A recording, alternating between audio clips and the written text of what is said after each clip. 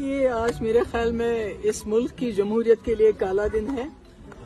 جب ہم اس ملک کو کہتے ہیں سب سے بڑی جمہوریت ہے ہندوستان اور یہاں کا اپوزیشن لیڈر اس کے ساتھ اس قسم کا سلوک کیا جائے, ہمیں لگتا ہے کہیں نہ کہیں بی جے پی اس ملک کو ریپبلک بنانا چاہتی ہے.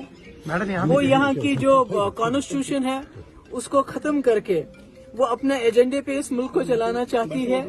وہ جو جمہوریت ہے جمہوریت کو درکنار کر کے ختم کر کے یہاں ایک ہی جماعت کا جو ہے نظام بنانا چاہتی ہے, یعنی بی جے پی راشٹر بنانا چاہتی ہے.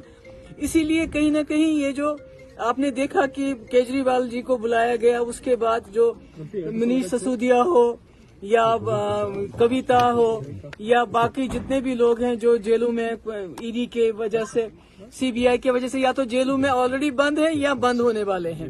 تو کہیں نہ کہیں راہل گاندھی کا جو آج ججمنٹ ہے یہ پوری جو اپوزیشن ہے اس کو ایک میسج دیا جا رہا ہے کہ آپ you fall in line, otherwise آپ سب کو جیل کے اندر بند کر دیں گے. اور ایسے میں مجھے لگتا ہے کہ ایک ہی لوگوں کی امید ہے, وہ ہے عدالتیں. اور ایسے میں عدالتوں کا رول جو ہے کہیں نہ کہیں اس پہ ایک نشانیہ سوال ہے, کیونکہ کئی ایسے کیسز ہیں. دیکھیے 370 کو دیکھیے کتنے سالوں سے عدالت کے سامنے پڑا ہوا ہے, ابھی تک اس کی سنوائی نہیں ہو رہی. اسی طرح بلقیس بانو 1947 سے پہلے ایسٹ انڈیا کمپنی جو انگریزوں کی تھی, جو یہاں ظلم کرتے تھے, جو یہاں کے ملک کو نیست نابود کرنا چاہتے تھے, ان کے خلاف لڑائی لڑی اور کامیاب ہو گئے.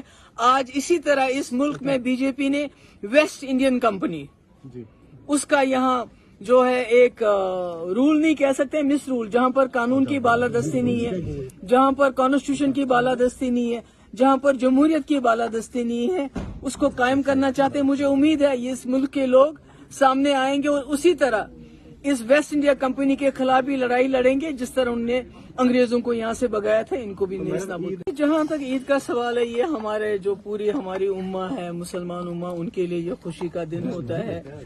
عید منائی جاتی ہے رمضان کے بعد, مگر کہیں نہ کہیں ہم جو جموں کشمیر کے لوگ ہیں اس وقت بہت مشکلات سے دو چار ہیں. آپ دیکھیے ہماری اقتصادی حالات جان بوجھ کے اس کو خراب کیا گیا. اس کے علاوہ ہمارے جو ہزاروں کے تعداد میں ہمارے نوجوان, ہمارے لوگ, ہمارے دینی عالم, ہمارے مذہبی رہنما, جس میں داؤدی صاحب کو لے لیجئے آپ, مشتاق ویری کو لے لیجئے آپ یہ جو ہے غازی ندوی کو لے لیجئے آپ اسی طرح یہ جو ہے فہیم محمد رمضان, اور بھی کئی ایسے لوگ ہیں جو جیلوں میں